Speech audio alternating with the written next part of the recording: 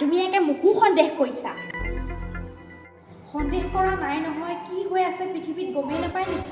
এই ৰূপহীক যি টি বেমাৰে হিলাব নোৱাৰে। হস্পিটেলত যেতিয়া পৰি থাকিবগে তেতিয়া গম পাব। কথা কবলৈ মানুহ নাপালা। শইকীয়া ঘৰৰ বিয়া পাতিছে দেখিছানে নাই? এজন এজনহে মাতিছে ঘৰৰ প্ৰতি।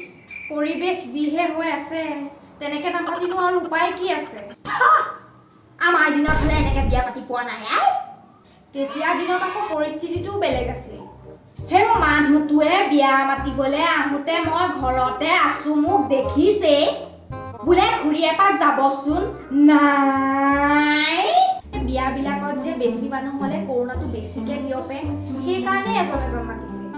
হলেও পিয়ালি কাষৰ মানুহ ঘৰক নামাতিলে কিমান মনত দুখ লাগে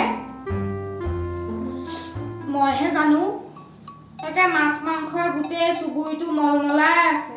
এই লোভটো সামৰক আৰু, বয়সো হ'ল নহয়, এই ঘৰতে কিবা এটা আনি খাব। হলেও বিয়া ঘৰৰ ভাতকেইটাৰ খোৱাদে বেলেগ দিয়াচোন। ফুকনিজনী, এই কিনো দিনকাল আহিলা ন। হে মনৰ মতে কতো ভাত এসাঁজো খাব নোৱাৰা হলো। চাহ একাপকে খাব ৰ'ব। গাখীৰ আছে? আছে। মালপোৱা দুটাও লগতে বনাই আনিব। ঠিক আছে, আপুনি বহক, মই বনাই আনিছো। গৈ থাকো দিয়া এতিয়া। আমাৰ এওঁ আকৌ বিয়া ঘৰলে গৈছে নহয়, কিবা লৈ আহে নেকি মোলে। যাওক যাওক, সোনকালে খাই লওকগে গৰমে গৰমে। খকে ধৰিয়ে আছে। আমাৰ বাবা বিয়া খাবলৈ মাতিম, চাবাচোন এটাহে মাতিম সিহঁতৰ ঘৰত।